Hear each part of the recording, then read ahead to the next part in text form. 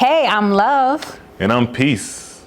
and this is Love and Peace Wellness. The backstory for Love and Peace Wellness stems from two individuals that found a purpose to heal themselves. And while healing themselves, they found that their gifts of healing could impact the community as a whole. So us being able to recognize that we could use our gifts at a greater scale and not only on ourselves, helped us to culminate those gifts and bring them together to create what we call an organizational community business and not just a for-profit capitalist venture business, but something that's built around a community and it's for-profit, but it's actually based on a non-profitized like model and the way we do our work. Yeah. The first thing was to have self-love first. Self-love of myself, himself, in order to make this mission possible. And finding peace. So to find peace, you must first love. That's our motto. Mm-hmm. You can't have peace within your spirit if you don't have love first. Unconditional love. And our love permeates through our work. Our Love and Peace Wellness, doing what we do not only for ourselves, but for the community, for healing purposes. We could be bankers, we could be, many things that make millions and billions, but we choose to do something that is more selfless in order to help the people heal in the community. Yes. It's like healing the community for us is like a part of our self-love, a part of our mission, a part of our vision. And I think that is what has created the biggest impact in our community and even like around the globe. Yeah, and by healing ourselves, it actually is it's a reverse accountability. When you do something like we do in the community for others, you have to do it for yourself. Yes. So in order to increase my knowledge of healing through sound, through herbs, and all of the things that we do at the Wellness Center, we have to do those things for ourselves. We have to expand and expound on our knowledge in order to provide a better and more holistic experience for our customers and our community. So it's like when you're a football player and then you want to do training, you have to become a great football player first, and you have to be profound in the knowledge of different procedures and things that you can do to enhance someone's skill. If you lose out on that, then you can't be the best trainer. So our goal is to be the best for the community. So we wake up every day and we put those things into our personal lives. Yes, and then we do them for the community. Yeah, each day. So we met at a poetry club, and we had a conversation about his album, The Alkaline Wave, one of his songs. And at that time, I didn't have any interest in him at all. I just was inquiring about his music. And at that time, I actually was taken. So I was not on the availability line. And from that conversation, we just were people in the community doing stuff. And after about a year or so, after transitioning from the relationship that I was in, we ended up linking back up together. Mm-hmm. Yeah, when I met her, I was not taken, but during that same night, I met somebody at that same poetry night that I ended up getting in a relationship with. So she was taken, I was not taken, but that same night, that first night I met her, is the first time I met someone else at that same place. And we got into a relationship, and during the course of the year, I knew her, and we knew each other. We were doing works in the community, healing separately amongst our own selves, and we actually ended up being available for each other. At the same time. Yeah, for each other. It was crazy. Mm-hmm. Yeah. We was available at the same time, but didn't even know We didn't even know. And then we just like came across each other's work again, like on Instagram. And I basically reunited. And that conversation ended up not being like a conversation that was like, oh, I want to know who he is or what he's doing since I'm single or anything like that. It was nothing like that. It was very genuine and very, straightforward about our healing work, about what are we doing now? I haven't seen you in a year. And yeah. Yeah. So that's the backstory. Back then, I was going through my own self-love journey. At the time when we did link back with each other, I was going through a celibacy journey. I didn't want to be in no relationship or anything. I really wanted to just do like the Love Fruit Blossoms, the Yoni Yoga, the womb healing. And in doing that, when we linked back up, I had actually seen like a place that I wanted to like rent out for like healing and have people all come together and be a part of the healing center. And he actually came to look at the place, and he was like, oh, things are going to go very well here. And when I told him, he was like, he sent me the next day all the stuff I talked about, what I wanted to do as a flyer. And it was done as a flyer. The womb healing, the Yoni Yoga. I was like, oh my gosh, like, why did you do that? And he was like, yeah, because you need that for here. But then it ended up turning out that through the course of like working together, that it really just opened up my heart more. It really allowed for me to see him, to see the light, the genuine, the authenticity within him. Yes, like the God in him. Yeah, so it's like I saw the God in him. And although I didn't want to be in a relationship, we decided for a moment we was not going to be in a relationship. We were going to work on our journeys, our self-love, our vision, and like the healing that we can offer for the community together. Go ahead. Yeah, and my perspective, coming in, I had came out of a relationship. The relationship wasn't toxic for me. It just wasn't as productive as it could have been and should have been. I know I wasn't in my alignment. So when things ended there, I honestly felt like free. I felt like I was able to dive deeper into things that I had been wanting to do for a while, and focus on self. Like she was on her journey, I was on my journey of focusing on myself. I was doing, all types of self-healing practices, focusing on my meditation, yoga, breath work, drinking tea every rising. I was on the semen retention challenge, celibacy, all those things. And I was actually in a space to where I really wasn't trying to get in a relationship because I had just got out of one. And I do believe that time in between is important for individuals to be able to heal and be able to find themselves again after being kind of like in another energy. But when we came together, she presented the opportunity to collaborate in a healing space. Originally, we were trying to bring in she was trying to bring in many people from the community that had all types of gifts, Reiki, sound healing, and yoga, etc.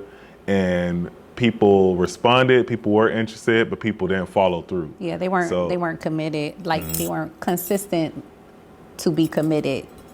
Yeah, and I myself had just got out of a divorce, so we was like raw from relationships and in like celibacy together on our own self-love journey. When she came, presented the opportunity, I saw it as a business opportunity initially. I actually saw it as a risk, to be completely transparent. I didn't want to put money into something, spend my money that I work hard on for something that I didn't create or discover. For instance, she had a space that she had the opportunity presented. She came to myself and said, "Hey, you know, I want to build a wellness center, so and so and so." I was doing sound healing in the community. I was doing group sessions at different healing studios around, and I also had private clients. And I wanted to start a sound healing studio. That was my goal. When I saw the opportunity presented, I was like, wow, well, this is a great place that I could potentially like bring my private clients and do healing sessions since I didn't have a space. And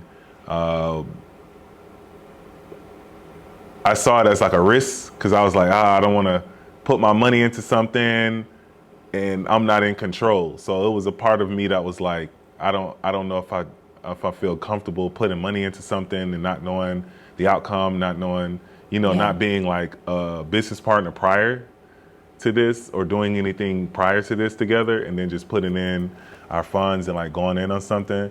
But I followed my intuition. That was the fear in me, and then my intuition was like, just take a shot at it. What can you lose? The only thing you can see is what comes from it. So I took that leap of faith. We put our funds together, and then we started the Love and Peace Wellness Center. And I had Harmonic Healing LLC, and she had Love Fruit Blossoms LLC. So it actually is a real partnership, like a business partnership. Yeah. And like with him, just like trusting his intuition as far as like getting rid of the fear and trusting his intuition to keep forward. Originally, the wellness center was Love Fruit Blossoms Womb Wellness. And so because of his like devotion in his own way, his own what he wanted to do on his own behalf, there had came a time, there was like months had passed by and my spirit just would not allow for me to just let someone pour into me like that and not say, hey, like, you know what, I want to do this together. I want us to come together, and I don't want to, name the business this. I want us to like have it together. And I just feel like that was just only fair to share that together. So Love and Peace Wellness was born based on ridding fear and intuition combined together. And the mission was like the most solid thing that we had together to share to make this come into fruition. Yeah, and that's how it all began. Love and Peace Wellness. Yeah, it began like that, and we started it. It was a sublease. Yep. Through a person that was the leaseholder of the next door space and that space. They illegally subleased it to us. We got into a disagreement. They tried to kick us out. Yeah. After a month. After a few months, a couple of months. And then we contacted the owner of the building. Of the plaza. And he said he had no idea that was being illegally subleased. And then we garnered our own private lease for that space. Yep. And solidified our stake in the brick and mortar. And that way we were able to really do business because we had business address. We had everything solidified, where before we were just using somebody else's space. Yeah. So we didn't have a real, we wasn't we didn't have a real business, but we had a real business. We were just doing our work in somebody else's space. Yeah. Yeah. I do want to add to our thing, like that is what started Love and Peace Wellness, but a few months later, that's also after we fought for Love and Peace Wellness to become, even our relationship became. It was like a couple of months after that where we came together and was like, let's solidify our relationship. It happened naturally. Yeah, it happened naturally. It wasn't like a business meeting. Yeah, it wasn't like a business thing or anything, but it just like a few months later, it just was like, We just organically Yeah, it just started organically being just together. came together. Yeah. Yeah. And that's what started everything. Like just the devotion of self-love and the devotion to the mission. And that's what made us grow into our union. Yeah. I'm done. I want to just add that because that was very like, well, how did they get together? But yeah, that was how. There are many challenges when running a business. Don't be fooled by what you see on Instagram, on Facebook, on any social media platform. Don't be fooled by people who have successful businesses that you see the fruits of their labor. When we met each other, I was staying with my grandmother. And I was staying with my aunt. She was staying with her aunt. So we end up being at the wellness center all night sometimes, like literally like Every night for so long. we were working so hard on the business that we barely ever went back to Home. our homes, right? So most people in the community, like majority, don't know that we actually lived in our wellness center. Yeah. Like we legitimately built a wellness center and we set up like a cot in the back and we had a sink. We wash up in the sink. We had a fridge, a kitchenette, everything. And we made our own hanger of clothes. yeah, we had clothes a space. portable closet, and we literally Built it went in. so hard that we started to live in the wellness center, and not that we didn't have anywhere else to go, but that's just What what it we ended up- chose. yeah. That was a better circumstance than where we were existing, and because of the cost that it took to pay for the overhead of the space, we didn't have the capacity to be able to afford to get an apartment or a home outside of the wellness center because what we were making and producing was just enough to be able to cover that overhead. So we actually Lived in the space. lived in that space and Dedicated our time. time, energy, resources. And during the time that we were actually doing healing work in the community, doing sound healing, yoga, helping people through traumas, helping people through all their pains and scars and dramatic things that they've happened in their life, I was actually like working Uber, working Lyft. We had a car, got in a very tragic Tragic car accident. accident that we almost lost our lives. An 18-wheeler ran over our entire car, and we walked out with only a few scratches, Yep. blessed to the Most High. And we actually didn't have no car, so we had a wellness center. And We had then this now whole- no car. Yeah. Yeah. And so before, when he was working his job, I was working my job, and then I stopped working, and he stopped working one of his jobs. Nah, I lost. It ain't no stop. Well, I lost. yeah. She lost her job. I lost my job. Yeah. It was Like a we job lost loss. our jobs. It wasn't stop. We didn't choose. No, we lost our jobs. We didn't have no choice but to do what we were doing. But to be completely devoted every day, every night to the mission. Yeah, because I want you to emphasize on stop. Stop is when you choose to stop something. Lost is when You it lost terminated. that. Yeah, I didn't have no choice. Like I was working as an educator, as a teacher. I was more stressed than a person working in the stock market. I had classes with 68 to 70 kids, and I was the only teacher in PE. I was doing that and going after coming from waking up at being at school at 7 o'clock to 6:30 because I had to work after school programs to make a little bit more money to pay for everything. And then come there at 6:30, come straight to the wellness center. We doing work all the way till midnight, 1 o'clock. Wake up, be at work at school, 7 o'clock the next day. So, I lost that job as a teacher. Actually, I quit that job because I was just overwhelmed. I was too stressed. And then I got other positions. I was doing Lyft and Uber, doing healing sessions, and then going out at, after the wellness center closed at 9 o'clock, being out maybe till like 4 or 5 in the morning, driving, trying to make little ends meet and renting a car through Lyft just so we could have transportation for ourselves. So I did Lyft just to get a car, just to have a car. It wasn't even making profits. It was just making enough to pay for having that car through Yes. Lyft. So it was a struggle. And we walked, we took the bus a lot of the time before we even got that opportunity. Yeah.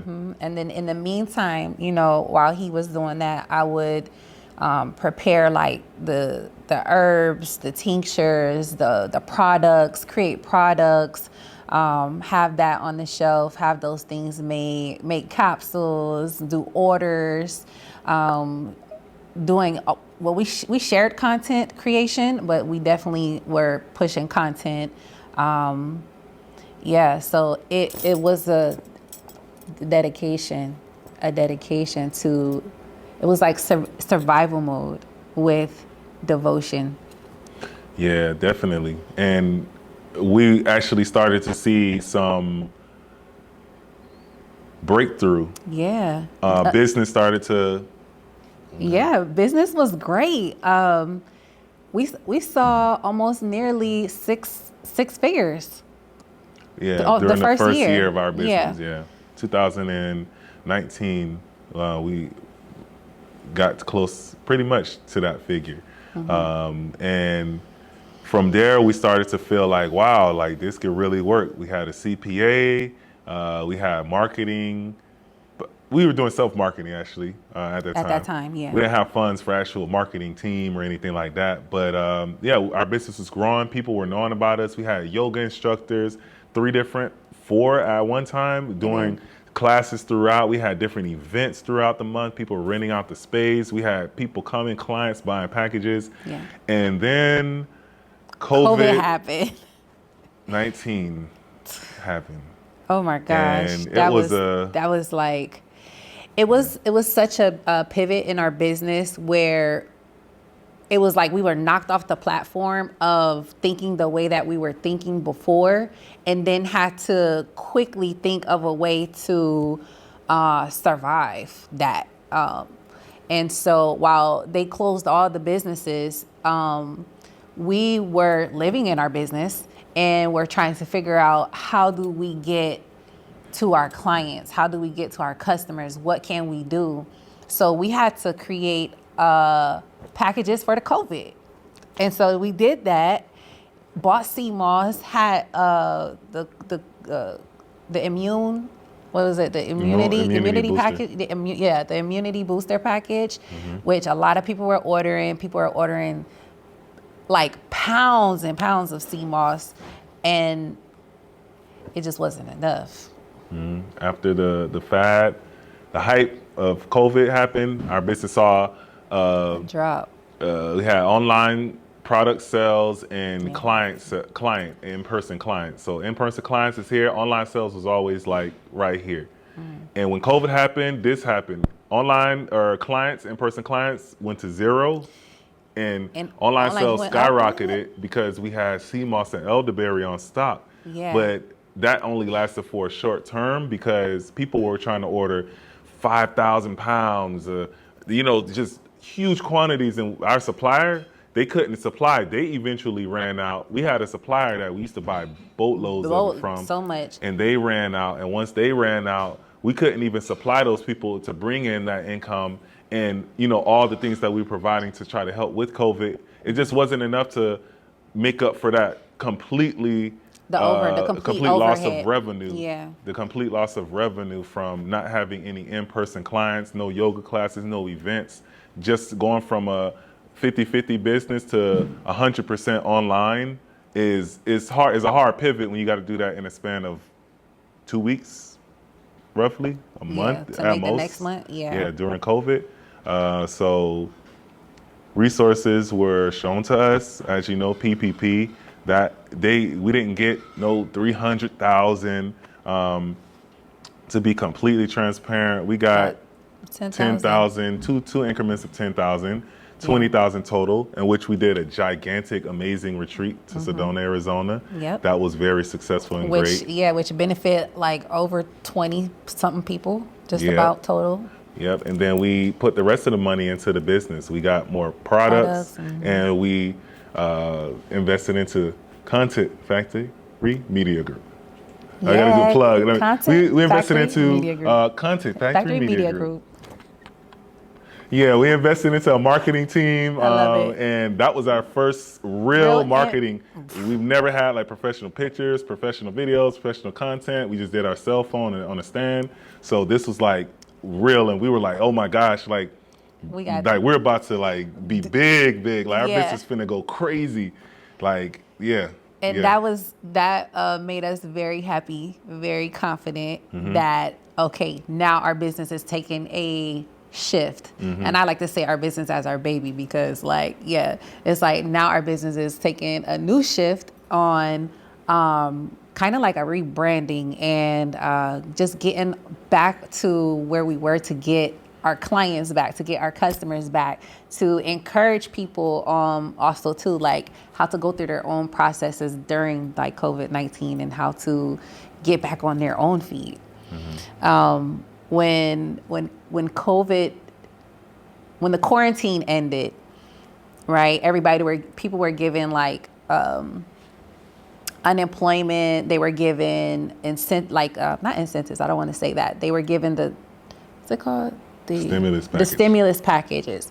We did start to see a few people coming in, and I'm pretty sure that some of them in our community were using some of those funds to like come, and some people had returned back to work.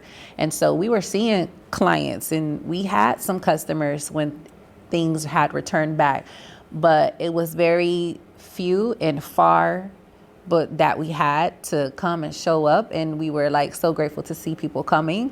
And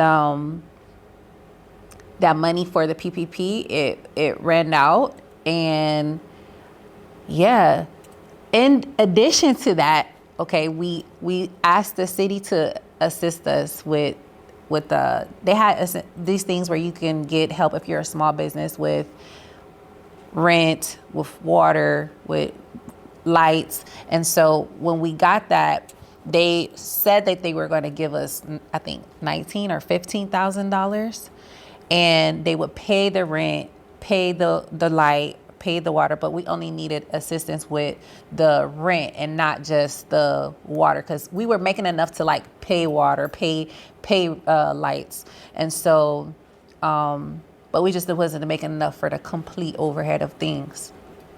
And one day, maybe 3 months into them assisting us with the money for the rental, renting the place, we got a call from our landlord, from the owner of the plaza, and he says, you guys haven't paid the rent. Looks like you guys are behind like 2 months. And I was like, what? That can't be, because we have money that was allocated to our business through the city, and they're supposed to be paying. So, let me call and find out, like what's up. So we called, and they said, oh, we don't have any more funding. And I'm like, well, when were you going to say that? Because if you guys giving small business money, why would we not be notified that there's no more funding if we were supposed to get this amount of money? And so the lady who I spoke to on the phone, she couldn't very much clarify it. She just told me like, the funding is gone. They have other things that you can apply for. And it was so many types of things that you had to be approving of to get that, in which at that time we didn't have enough time to show those things, meaning like we didn't have business long enough to qualify for that. So it was like a noose around our necks. And during the time, the PPP, we got the PPP. That was, during that time, I was still working a job. I was working actually working with stem cells.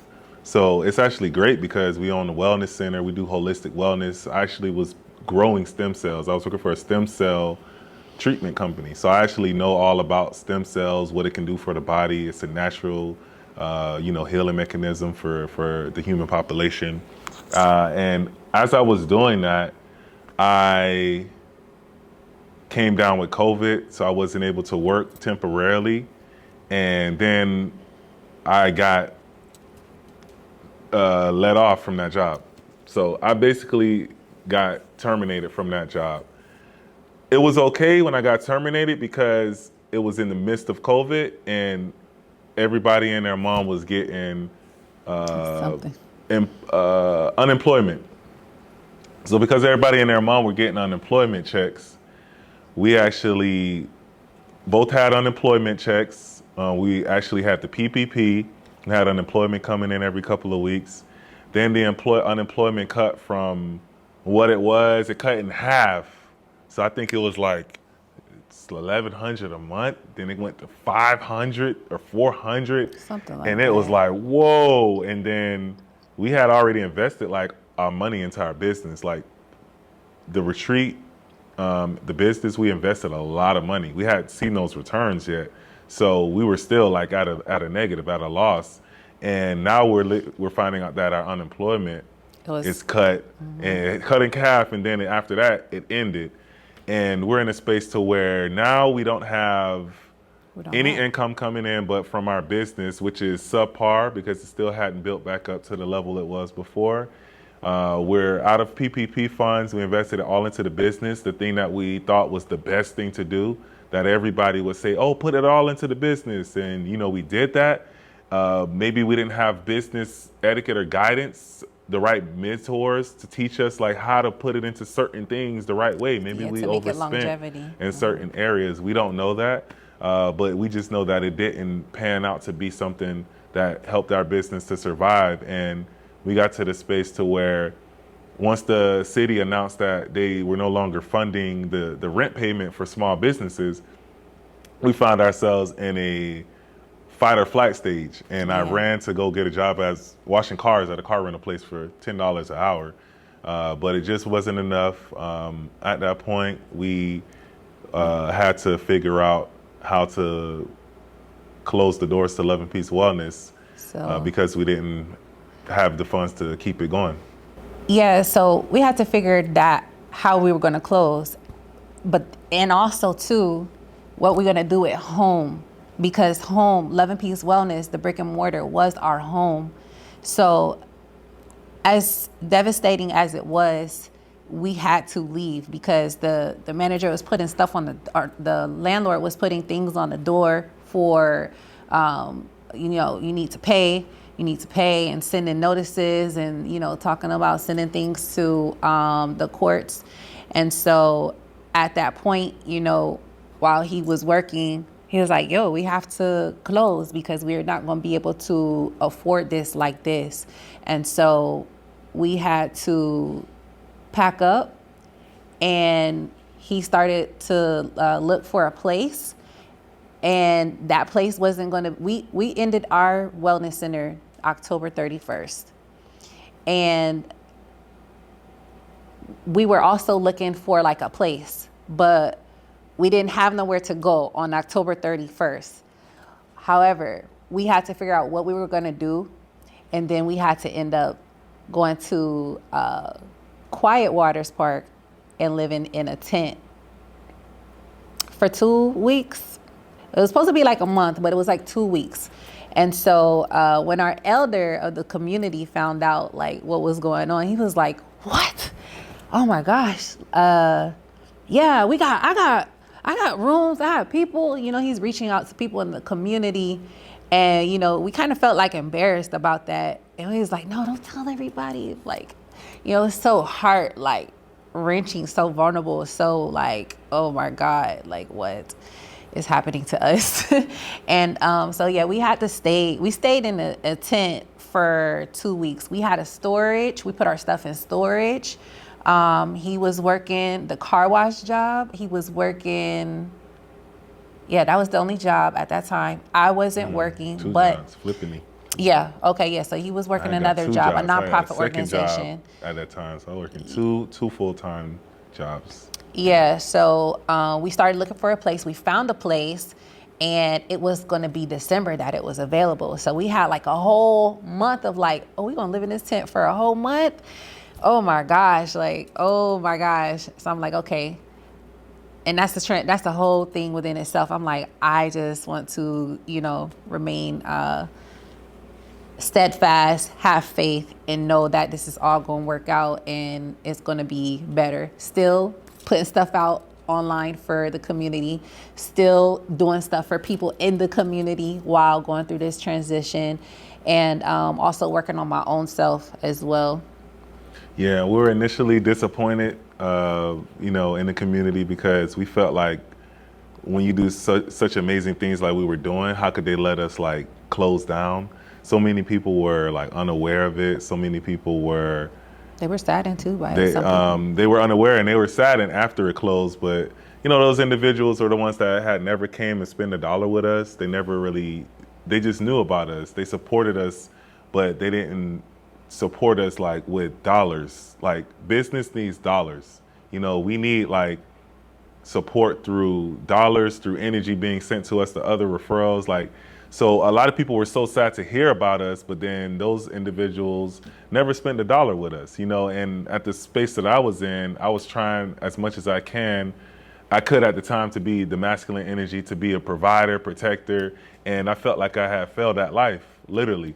I was depressed and I was stressed. I was working multiple jobs and still didn't end up working out, and I didn't have the income to prove that I could move into a place and sustain the rent because we were self-employed. So I didn't have the income. Our business was only making enough for itself. I didn't have where I paid myself from the business. She didn't pay herself. We only made enough for the business. So I had to actually use my friend who worked at a car rental place. He was the manager. Luckily, the place that I worked at was my friend is the manager there. So he actually was able to create a document that showed that I was going to make more money in the future as if I just got a new job, and that I have this much base salary and I'm going to be making this much in commissions and so. Basically like a promissory letter in order to get approved to move into that apartment, because otherwise we wouldn't even have been able to move into an apartment or get approved because there wasn't any income there. Yeah. But thank goodness on that same job, he had got a promotion. So we ended up moving into our space. Well, we was in the tent for 2 weeks. And we were in the tent for 2 weeks. Mm-hmm. Our elder helped us out the last 2 weeks in his home. And then we got into our home. Okay. So that was great. Yeah. They need to know the real. You on the business? That goody. Yeah, it ain't sweet, man. It ain't sweet out here. Damn. So after that, we can answer that question that you have after that, because that's when the turn of things. Yeah. So it was that. Then we go into the shift into our new phase. I knew the new phase, but I also wanted to transition from that into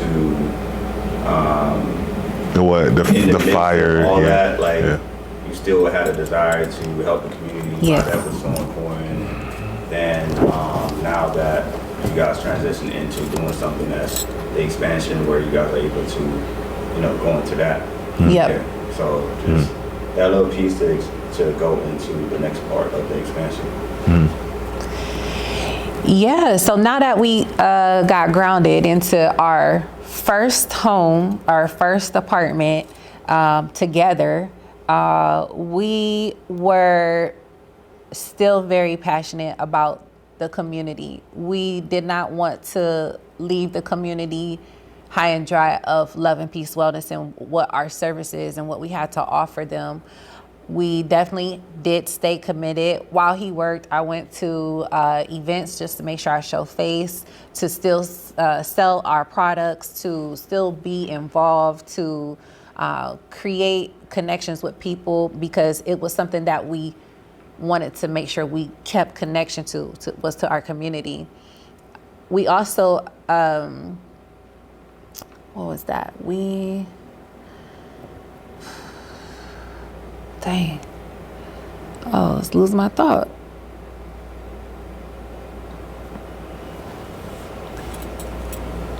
We were also kind of relieved that we had to let the place go, because we were doing so well in the wellness center, but then COVID happened, and then we were outgrowing the space because we wanted to expand our services.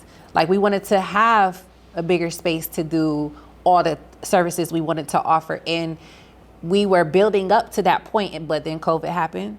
So being that it did happen, it was, even though it was a devastating experience, it was also like a relief to know that, okay, now we're about to move into the next level.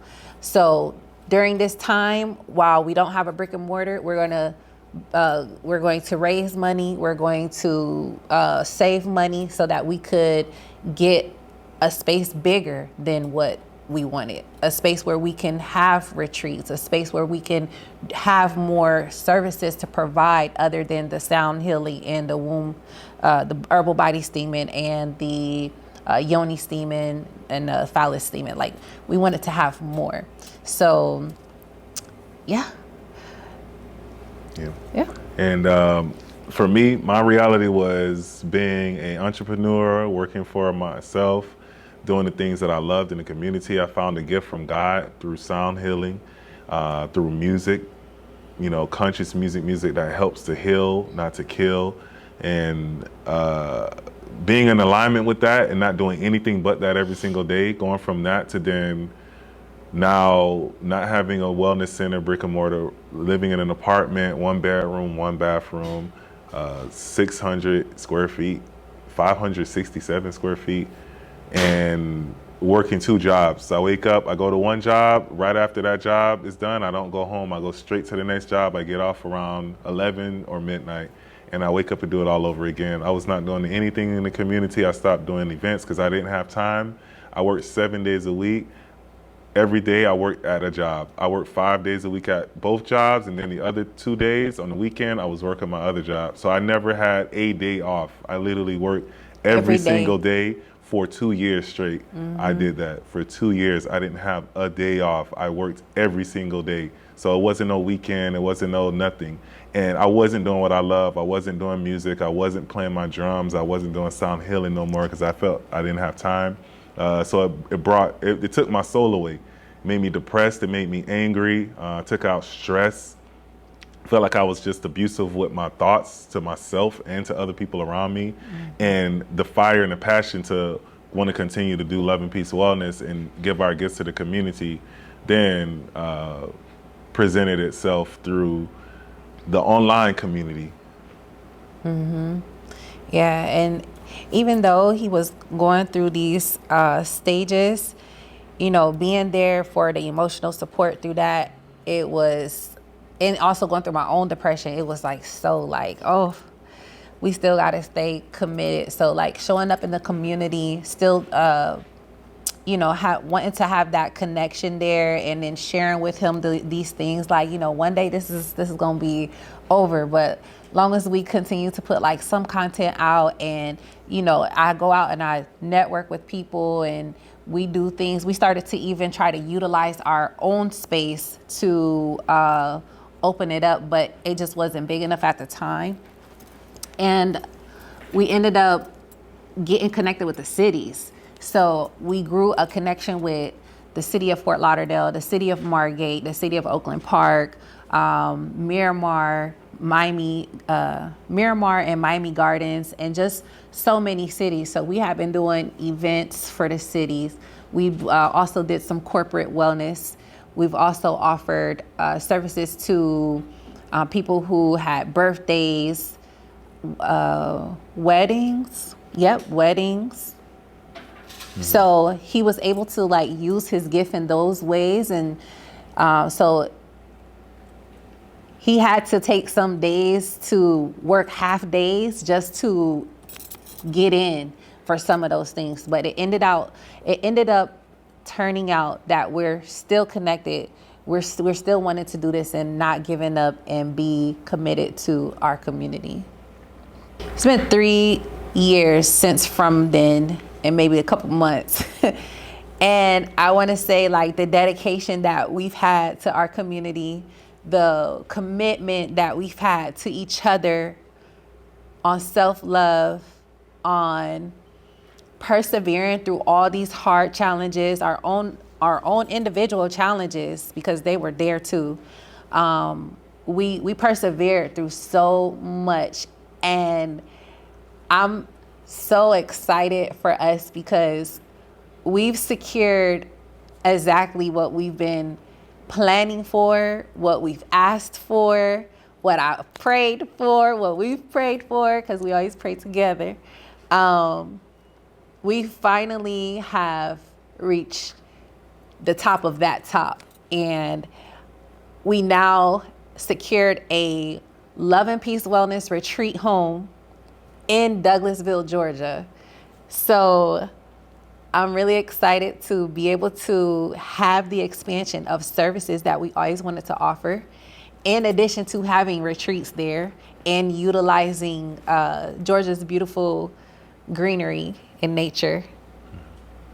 Yeah, we were trying to make South Florida work. Our community is here. We started here. We built up here. And during the course of our 3 years of brick and mortar absence, but still being involved in the community to, different capacities, we actually looked at many commercial spaces. We looked at renting out houses, possibly even getting a mortgage for a home here to be able to provide services. But the pricing was outrageous. Like, we could not afford to get something that could sustain us to be able to do the things that we needed to do. And we could put our money that we were making into a commercial space, but then at the same time, we would still have to maintain our residential space. And that was not feasible for us. So we had to make the decision to move to Atlanta. And that was after visiting Atlanta, being embraced by the people of our culture there. People there are so receptive to the things that we provide on the conscious community and spiritual healing and everything. They were so involved in alignment with that. And we felt together individually and together, we felt that this is a place that we need to come. Yeah. We need to be here. We need to change our environment in order to see change in our lives. And sometimes we're so stuck and so hitched to a certain environment, and we're not allowing ourselves to move into something different. Expand. And that's what was needed to change our reality. And when we decided that we were going to do that, the doors opened up. Our retreat home came. It's effortless. It just seems like things are just falling like dominoes into place. And we're ready to move to Atlanta and really impact that community, but then we're not leaving here. And that's where expansion comes from. Yes. Because a lot of time we think we're leaving, but 9-hour drive to us is not leaving. $25 Spirit Airline round trip flight, that's not leaving to us. That's 2-3 hours? It's short, it's quick, right? That's expanding. So we built the presence here. We're not going to stick here and get stuck and stagnant here. We're going to take our energy. We're going to go to Atlanta and we're going to spread. And then we're going to go to Baltimore. And then we're going to go to Philly. And then we're going to go to New York. That's LA. the East Coast. And then we're going to move to the Midwest, Chicago, Colorado. We're going to expand our presence because the world needs us. Not just South Florida, not just Lauderhill, not just Pompano, not just Fort Lauderdale. The world needs to know and feel the healing that we are going to provide, that we have. So it's selfless. It's a selfless action. Yeah. Yep. We have nothing to lose. On to new beginnings. Yes. Expansion. And also in the process of us doing this is also providing a bridge from people who we know in different cities, different places to expand to. So, the network that we have, the connections that we have are yours too. Don't let fear hold you back from traveling and seeing new things in the world, because your abundance is sometimes waiting for you to make a change. Ooh, ashe.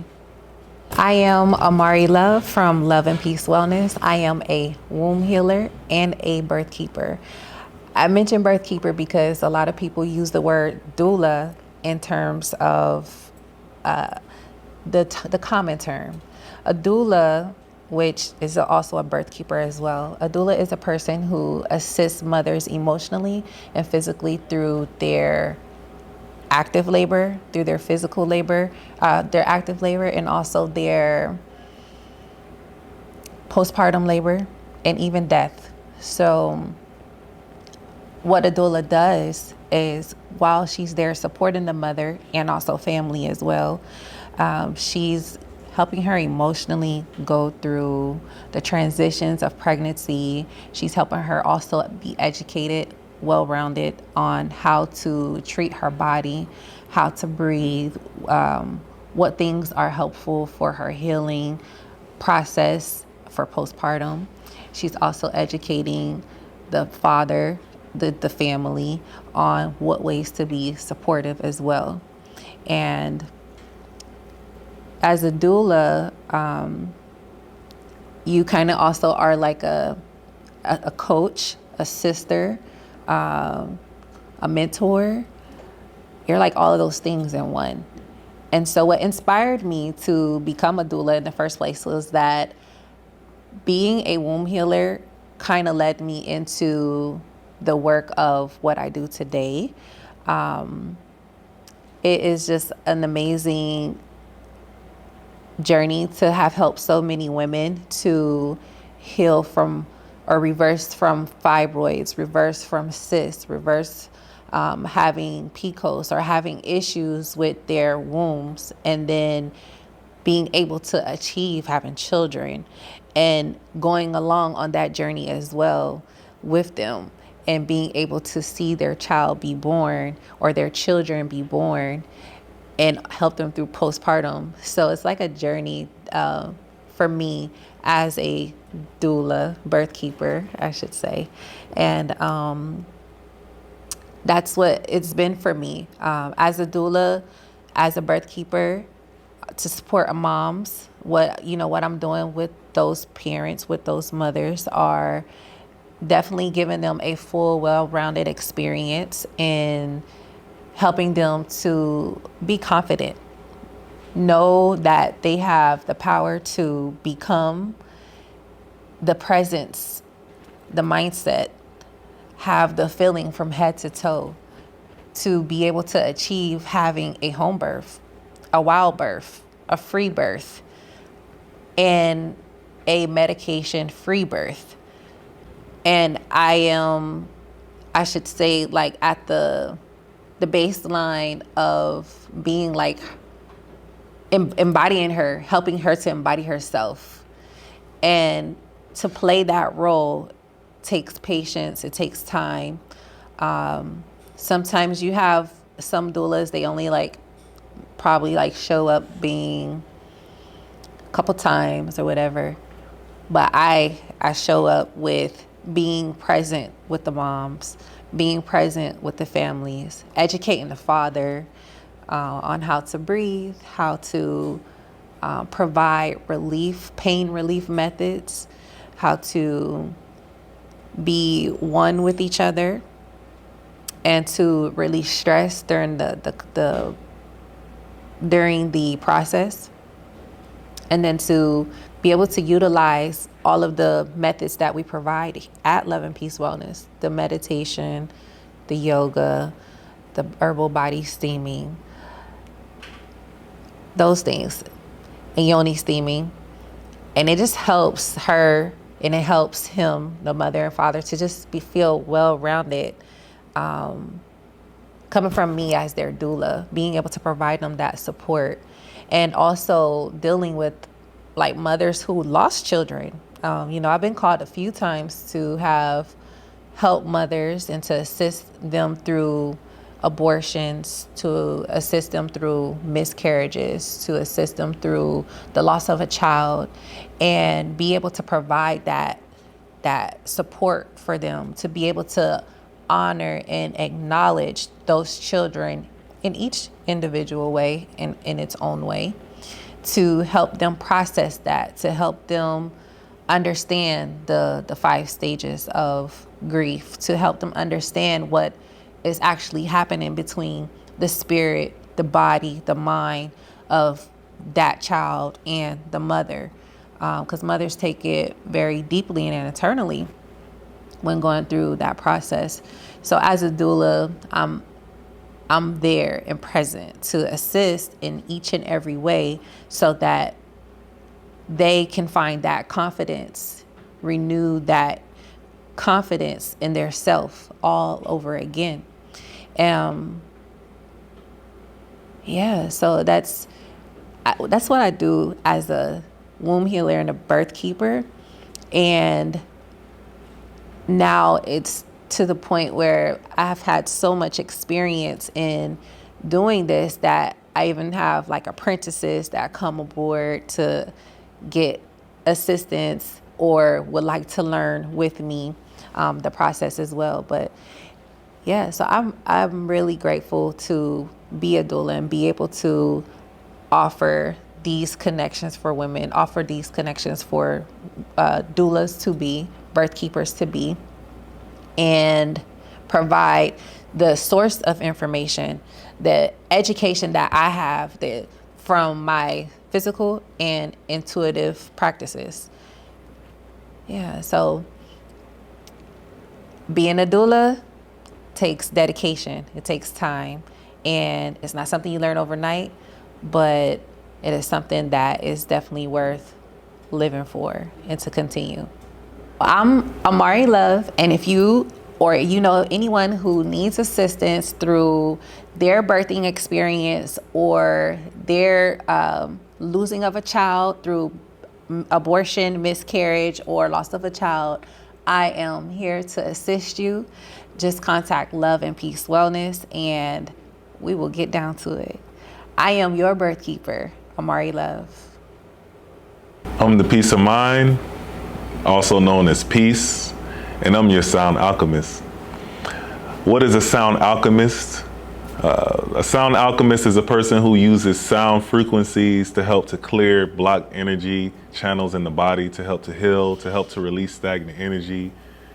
If you want energy to flow, you use vibration. When we listen to music, we're listening to vibration.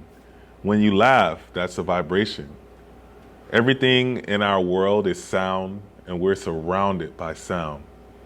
I started from a youth as a instrumentalist. I played the trumpet, I played the flute, clarinet, violin, but I was a profound expert and loved the most percussion, in which today I'm a percussionist, and I play all types of hand drums, similar to the ones that you see around me now.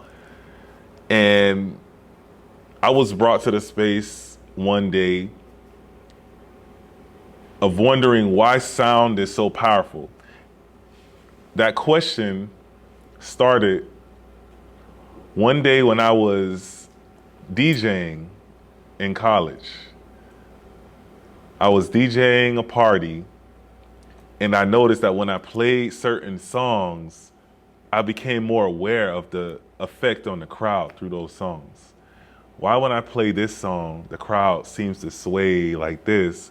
When I play a different song, the crowd goes up and down. And I saw sound from there as a very powerful tool that can also be weaponized. And I feel that here in the States of America, in our society today, in our culture today, music is more often by the mainstream and the media weaponized than used for healing. So I wonder, what could I do to learn more about how powerful this music is?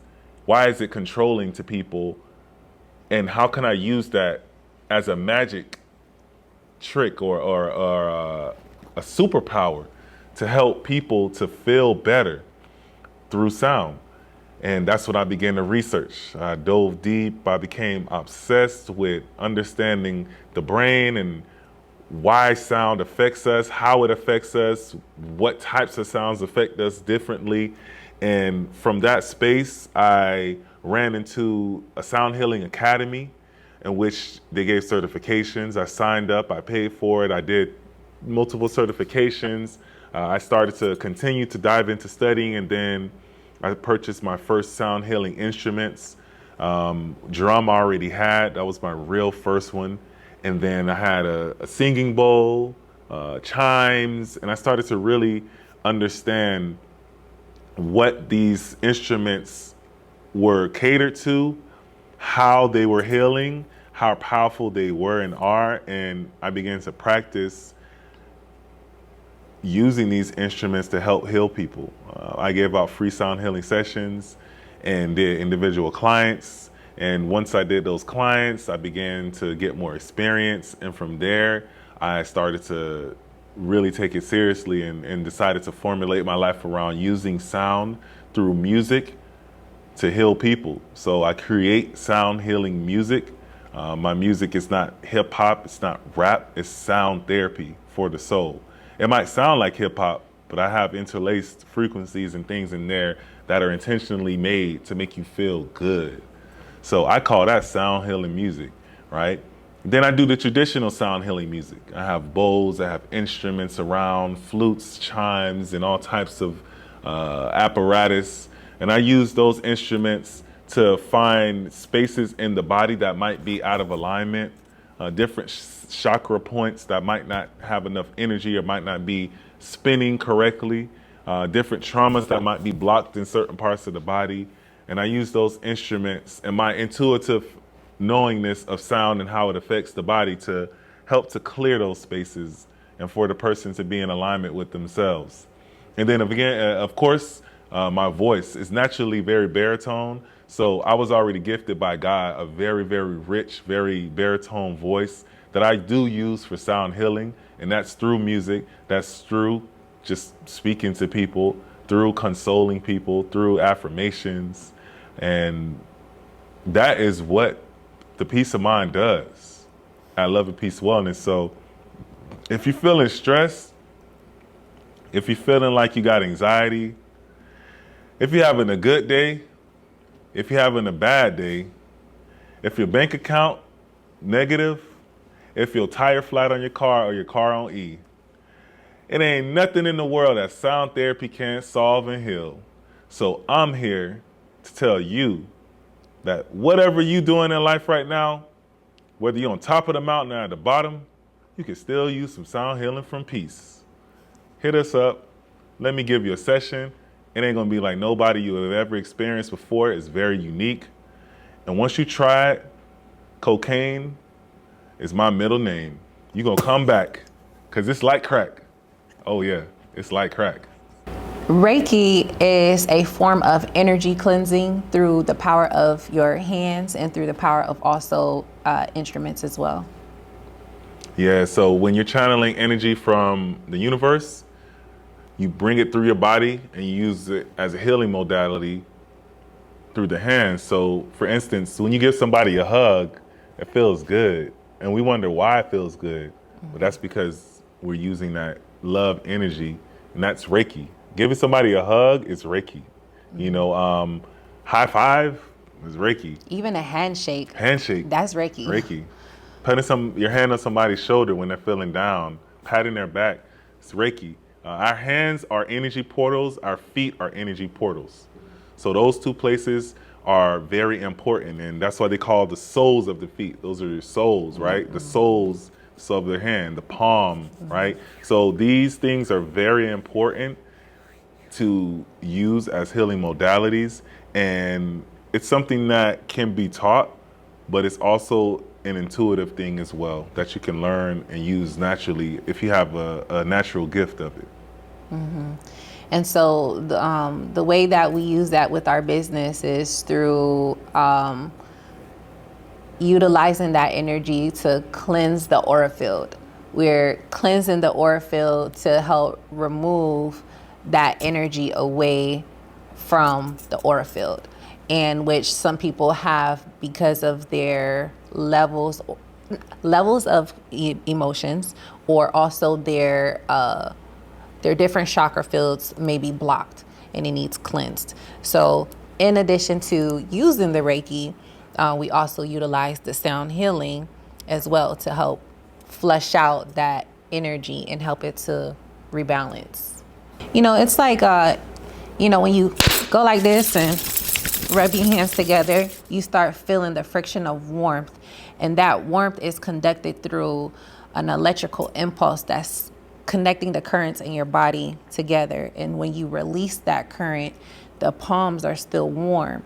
And the warmth of that connection, which is that Reiki healing energy, when you focus on that and you practice that more often through like the breath work to expand the Reiki healing energy from within outwardly, it can come through your hands, and you can use that to place over the area where you may have pain or you may have stagnation, maybe over your heart. Maybe your heart is hurting, it's sore.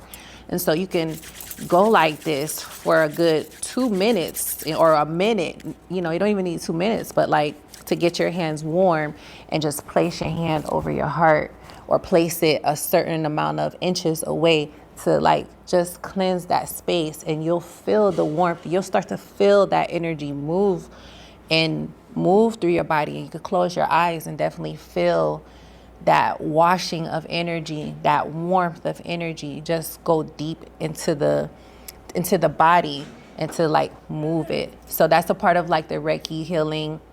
That's a part of the what Reiki healing is. So it's not just sound bowls, or it's not just like your sound instruments or tools, but it is you. You know, the Reiki healing comes from self, and you can implement it by putting it on using it on someone, or you can also apply it to yourself.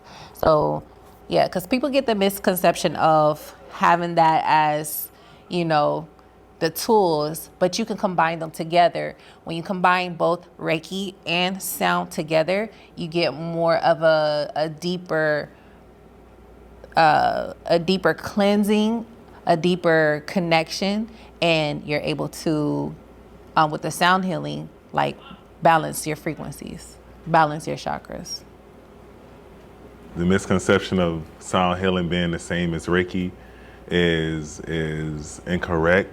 Reiki is separate from sound. Reiki is using that energy that comes to you naturally to be able to heal, to be able to clear blockages, and you can interlace sound healing instruments with that Reiki in order to help to amplify your work. So it's more of an amplification tool than it being one divided or one singular thing. It's an amplifier. So sound amplifies Reiki, and Reiki amplifies sound as well too. They work hand in hand. So it's like the wheels on the car are all needed for the car to move, you know, on the ground. We got 4 tires. They all work together for one common goal. But if you take one tire off, the car still can move. It's not going to be stagnant. But if you put all those tires in synchronicity, it's going to be better for the car. It's going to move fast. It's going to be more in alignment. So it's similar to that, I would say. It's a aiding modality. Yes. Love. Peace and wellness.